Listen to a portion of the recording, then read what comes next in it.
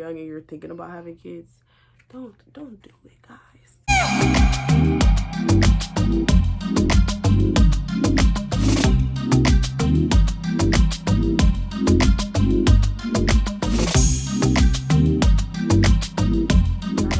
It's Curly Girl Me back again with another video. So this is something different than what I normally do. I normally do not record videos like this because my kids are always hella loud. But I'm trying to switch stuff up, get some new stuff going. So yeah, like I said, back again with another video. So don't forget to like, comment, and subscribe. Join the Curly Girl gang. Yes. Yes. I actually have to refresh my hair tonight, so don't mind my hair. But yeah, today's video is going to be about my story as a 17-year-old mother.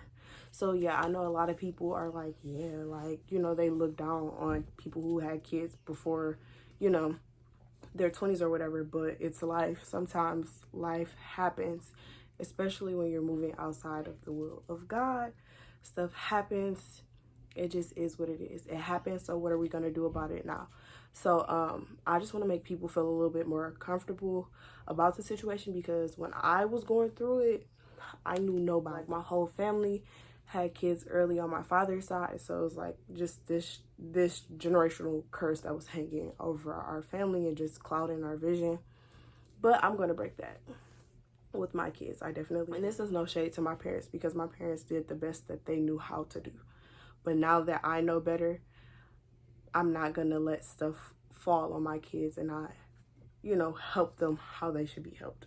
So first things first, I'm going to talk about, yeah, I'm looking down because I have notes. I like to talk a lot, and if I do not have notes, I will be completely off subject.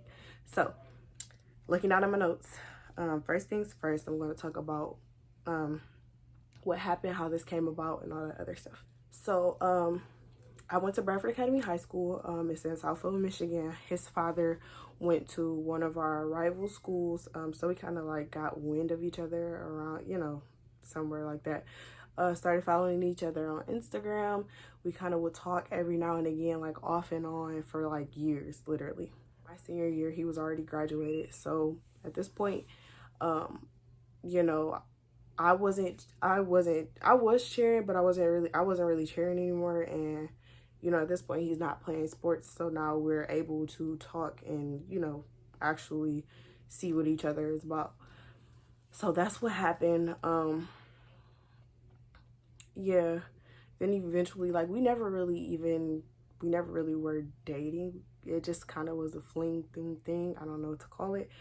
But I was going through a lot at home, which I was explaining to him. He would come pick me up from home sometimes, or if I was spending time with my friend Brittany, he would kind of just come over and hang out, or me and Brittany would go hang out with his friends.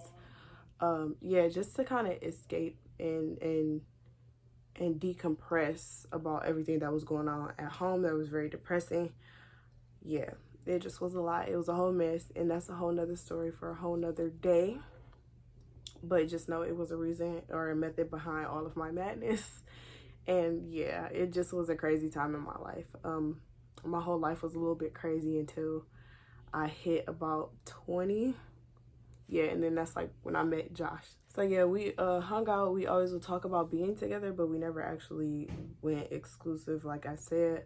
We just had a lot of other issues going on. Like, it just wasn't meant to be. It just, at this point, the only thing that I think came from that, and the good thing that came from that, was me getting a little bit more knowledge about how manipulative people can be. And Caden is one of the biggest blessings in my life. Like, I love Caden to death, and I grew up with Caden. Like, yeah, so eventually, yeah, things happen. I'm not gonna say things happen, because it's not things, and this is a platform where I can finally express myself and help people who are in a similar situation like how I am. Do not have sex to decompress from situations. And that's exactly what happened, and that's exactly how Caden was conceived. Just because I was a little bit curious and I needed to decompress from my home life and my home situation. So I got pregnant with Caden in December, and of course I still was a senior. So I still had to go to school. I started missing a lot of school just from doctor's appointments. The first doctor's office that I was going to, I would spend hours on end, like 8 o'clock. I would go at 8 o'clock in the morning and would not be seen until like 3 o'clock. And then I wouldn't leave until like maybe like 4:30ish. So I could never make it to school. And on top of that, with Kaden, I was very, very sick, like very, very nauseated, just throwing up, just tired. I don't know. I was really tired, so I was missing school from that as well. So when I finally started back going to school, and actually I was missing school so much that I won class senioritis, but yeah, I was pregnant. So that's what happened. Like when I started back going to school, everybody was like, yeah, you know, you're looking a little chubby, you know, whatever. But meanwhile, I was cheering and I was 127 pounds. So going from 127 pounds to like 150, everybody like, what's going on? But still, at the end of the day, it was nobody's business. So I'm like, and what that mean? Because it's nobody's business. So eventually, like I said, I started missing a lot of school and I started missing a lot of work. Like I was a 4.2 student my senior year. I started missing so much school that I had a 1.6 or something. Literally a month before graduation, I brought up my GPA to a 3.8 and I graduated with a 3.8 in honors. So shout out to me. If I can do it, you can do it. Okay? And I'm not saying that my heart is any harder than anybody else's heart, but just know, hard is hard to whoever is going through something. But just know that you can make it through what you're going through, and it's gonna be okay. So then also too, during this whole time period, what I experienced, like emotionally and physically, I didn't start gaining a lot of weight until after I finally decided to announce like, hey, I am pregnant, and that was way after I graduated. Yeah, but I just was feeling like really, really depressed. Like, how could this be me? Like, how did I let this be me? I'm not ready for this situation. I'm not ready to handle this. Like, I didn't even know what I was gonna do. Like, I literally just was coasting by day to day. But I'm so glad like it happened to me because I did not have a plan before graduating high school. Like, and I'm not saying like, oh yeah, you got to get pregnant for you to have a plan, but I just didn't have a plan. I had no plan at all. I didn't know what I was going to do with my life, how I was going to get stuff together, like nothing at all. I didn't have it figured out. But after I got pregnant with Kaden, I had a newfound purpose. Like, my purpose is to take care of him the way I should have been taken care of. Like, to watch after him, to make sure that he has everything that he's supposed to have. That was my new purpose, and that gave me so much drive. But during my pregnancy, I kind of, eventually after I got pregnant with Kaden, it was like, okay, who else is going to want me? Like, I'm pregnant. So I wasn't really dating around. I wasn't dating anyone. I just kind of wanted to experience the relationship aspect of a pregnancy, and I didn't really get to experience a great pregnancy with Kaden. Also too, we were kind of, I don't know, I was being manipulated a lot. Like, it just was us, but meanwhile it was us and 10, 12, 11 other people. So that kind of made me feel a little bit less than or inadequate, or like I felt really low. Like, nobody else is gonna want me. Like, I'm 17 with a kid. Like, what can I do? Who is gonna watch my child for me to go do anything? But little did I know, you do not have to compromise who you are as a person or compromise something about you that is uncompromisable. You can't do that. Somebody is going to have to accept you fully, and that's exactly what my husband did when I met him. I told him about my son the first day that I met him, and the first day that I came over to his house, he had food for me and my son. So I didn't have to skim out on, you know, or being like, okay, let me get this for Kaden. No, he already had all of that handled. So best believe you do not have to compromise yourself just for someone to be with you. Also too, I felt really low because school was what mattered most to me, and I wanted to be able to have a college experience, but I couldn't have a college experience being 17 and pregnant. So it just kind of was one of those things, like, it just is what it is. Like, I'm just gonna have to let it go. even though I'm seeing other people get ready to go to college, and then here I am about to give birth and have a baby. It's one of those things, like, it kind of weighs heavy on you. Like, I literally cried like majority of my pregnancy. But one thing my mom did tell me is, today you're gonna cry about it and tomorrow you're gonna figure it out. And ultimately that's what I had to do. I had to do what was right for me. I had to figure things out for me and Kaden, and I just had to keep it going. So what to experience as a mother and being young, because I don't know if your parents talk to you about it, if you have helped with your siblings, but there is a lot to experience and it's a rude awakening. So number one, a lot of sleepless nights. So the first night that I gave birth to Kaden, I thought that his father was going to be there. He was not there. That is number one. You cannot make someone be somewhere that they do not want to be. So you kind of have to take it on the chin. He left in the middle of the night. My family was already gone. My mom, she had to work, so she went home. And it just was me and Kaden. But I had to do what I had to do. I had to get up. I had to breastfeed him. I had to talk to him. I had to wrap him. I had to put him to sleep. And this seems like a lot for me to be 17. Like, and it was a lot. It's mentally taxing. And it's just one of those things, like, you kind of have to, like I said, take on the chin. Like, this is just something that I have to do. It's not something that's optional. Taking care of a child isn't optional. So that's number one. Sleep. What is sleep? Even when the baby get older, you hear them now. My kids are crying now. What is sleep? You don't get, after having a child, you really do not get sleep at all. You're worried about, like, oh my God, what's going on with the baby? Is the baby okay? Is the baby, you know, like, breathing? Is the baby fine? Is the baby hungry? So that's a lot too. In the first week after coming home, because they're cluster feeding, because their stomachs are so small, you're probably going to wake up every 2 hours. So when your baby is sleeping, you should be sleeping as well. If you have nothing to do, baby sleep, you sleep. Because the baby's going to wake up in 2-3 hours and then feed again, go back to sleep. You need to go back to sleep too.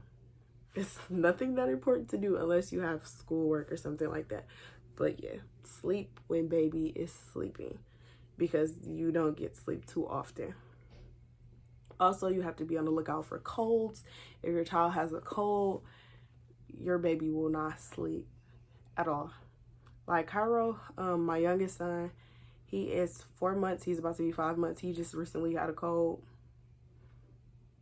He didn't even sleep in his bed for the whole week. He was in my bed the whole week and just rolling around, not sleeping at all.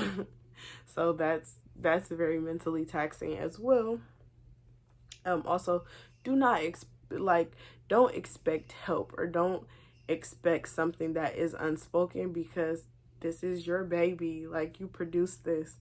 So it's kind of one of those things, like, even though you don't want to have to be an adult, you made an adult decision and you have to take care of your child. It's not one of those things that's negotiable. Like, your mother didn't have a choice on whether or not to take care of you, because this is your child. This is something that you're supposed to do. And even when you're out on your own, this is something you're going to have to do. It's not something that you can pick and choose when you want to.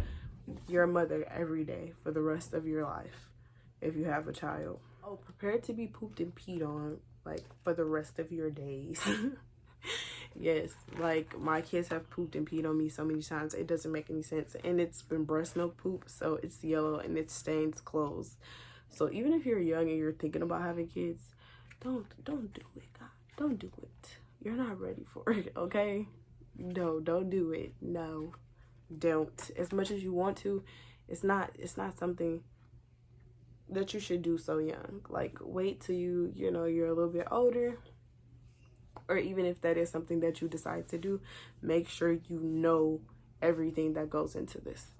So like I said before, when I was dating or talking to Caden's father, I really felt low and less than. I felt like nobody was going to want me. Nobody was going to be with me, just because I had a child and I had this situation that was a little bit murky and just muddy. Like, it was no lines of communication, no anything.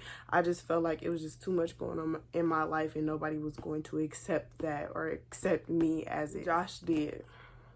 So I met Josh when Kaden was about 2 years old. Yeah, and we've been married for going on 2 years, and we've been together for going on 3 years. So don't ever feel like nobody's gonna want you, because there's somebody for everyone. And that's nothing but a trick of the enemy and depression. Like, somebody wants you. Like, here I am 23. I'm about to be 23 years old in a month, and probably a week. In a month and a week, I'm going to be 23 years old, and I got married 2 years ago. I got married at 21. So there's somebody for everybody. Don't ever think that. Don't ever let your situation discourage you, no matter how hard you feel it is. Never let that discourage you, because there's someone for everyone. Don't ever feel like you're alone, because you do have your child. You have someone who's looking at you, and you don't want to look down for too long, because they will look down as well. So make sure you keep your head up, you stay positive, you stay motivated for your children. Like, that literally was the only thing that kept me going through all of this, and everything that I went through with Kaden's father was Kaden. Like, because at the end of the day, I know that Kaden loves me if nobody else loves me. And I know that the rest of my kids love me. And I know now that my husband loves me. I've been married for 2 years, guys. Like, proof is in the pudding. So just know that I've been there, and I know how you feel.